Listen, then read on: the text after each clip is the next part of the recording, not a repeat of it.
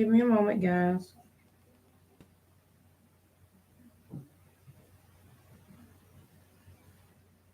What?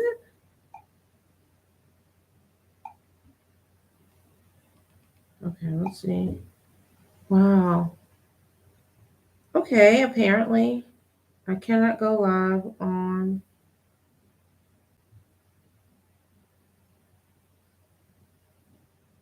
That's weird. It's not allowing me to go live within my event.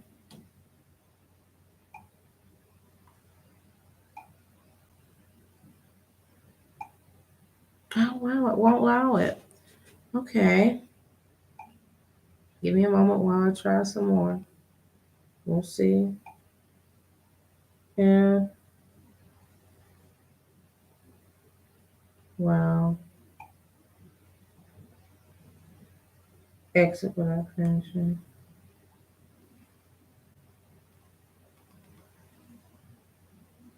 That's today has been a day. I'm not sure why this is something just went on. That was weird.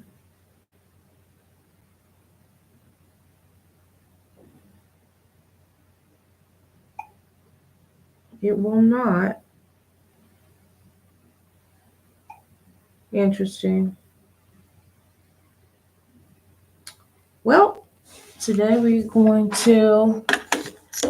It's always good to have a backup plan. Things don't always go as they should go, but sometimes they work out in spite of what we hope for. And it doesn't always pan out, but generally pray about it and still get through it. Today we'll be discussing something that a lot of people I fell in love again. The ADH book of Liz, a practical guide for helping children and teens with attention deficit disorders. This, oh my goodness. There had been one that I was reading that was a great book, but this book in particular has so much information that I was, another one and another one. The Complete IEP Guide to How to Advocate for Your Special Education Child. This is a book that every parent needs. It discusses how to get through an IEP. Most parents walk in, if you are a parent who this is the first year or coming year, or even you've been doing this for a little while, the unpreparedness that we don't realize that we are up under is a huge thing because you don't know what you don't know. And constantly walking into an environment where you are striving to get out what is happening with your child, understand the best way to communicate with them without making an enemy, because it's hard to effectively communicate what's going on that you need processed from sometimes the environment in which they are dealing with a lot. And sometimes they struggle to convey what's happening without you all offending each other. So, that being said, this is a legal guide and it tells you the do's and don'ts. Also, this book, so that you know, it's by attorney Lawrence M. Siegel, and he is the director of the National Deaf Education Project. So it just gives you a lot of information on what to do and how to get this done. I'm gonna give you a quick synopsis of the content and why I love this. This is the 5th edition. And it talks about introduction to special education. So many parents will walk in, you're new to this, you're overwhelmed to begin with. And a lot of the things that we don't realize or that teachers don't realize is that you're dealing with people who are emotional And if we are 1000% honest, one of the things that we deal with without understanding that this is what we're dealing with. Let me see if I can widen this screen. I can't do it. Sorry. Is that if we're being 1000% honest, what you're looking at, sometimes the child may have, it may be intense or may not be intense. Depends on the level of where they are, what version of ADHD they have. Is that, and this is going to make some people upset because we are very sensitive about our mental health and intellectual gifts, is that sometimes a lot of it comes from genetic. It's a genetic disorder. And no, that's not saying you're unintelligent or that you are mentally inept yourself or that there's something wrong with your bloodline or you're somehow at fault or responsible. None of those things are what's being said, but that's what's perceived many times when those communications are happening. And sometimes within the process of two adults communicating and both being sensitive and occasionally overwhelmed, and occasionally misunderstanding each other where you're coming from. And the habit of human race to, because of being imperfect, to take it personal. We take almost everything anyone says to us personal, particularly when it's about our children, without realizing that they are just trying to help, in most cases, help your child to be a better version of what they can be and their gifts. So we don't want to be dismissive of one's intentions or over understand. And I say over understand because I mean, sometimes we add on all these things in our head. We're having all these conversations with ourselves rather than the individual about what we are thinking they're saying. So we are assuming that they're saying things that aren't necessarily being said. Lots of times, what's really happening, there's a lot that is not being said. Conversations, heavy conversations that need to be had. This book also gives the new rules for special education. So what's allowed, what's not allowed, who's responsible for what, and how that goes. And that's in chapter 4. What to do if you approve of the IEP plan, what to do if you don't, how to add to it, how to remove stuff from it, who to talk to about certain things of that nature. And sometimes you have to have a private conversation with yourself before you have a conversation with them. I say the most intelligent conversations are had with yourself.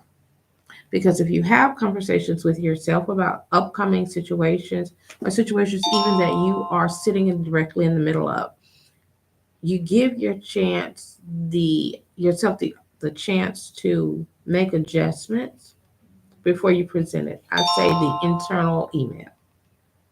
An email is a letter that you send to someone electronically stating intents, purpose, events that have happened as a intent of keeping a record. But in these particular situations, you also get to readjust them over and over as many times as you need to before you send it out.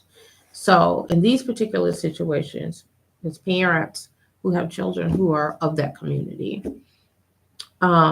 this helps tremendously to have those conversations, particularly in writing with yourself and learning the laws and the lay of the land about what's expected, what's going on, and to know what and who is involved in your child's educational process is key. Um, Getting organized. For many of us, if you are within the ADHD world, if you have ADHD, if you have kids that have ADHD, which means you probably have ADHD,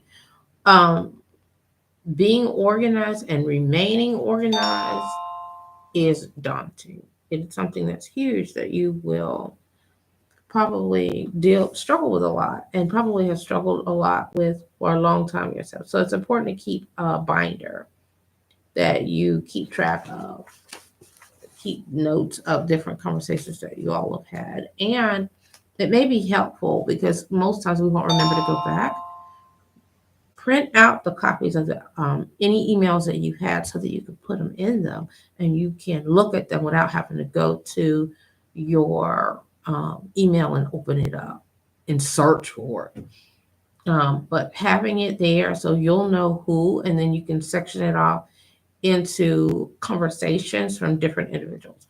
So if it was from one particular teacher or another, was it from the principal, from anybody involved in their IEP process or their educational process, any emails that they've sent, print them out so that you can create conversational files, and even you can write on them, whether on the back of it or whatever, for the purpose of your own personal understanding and tracking.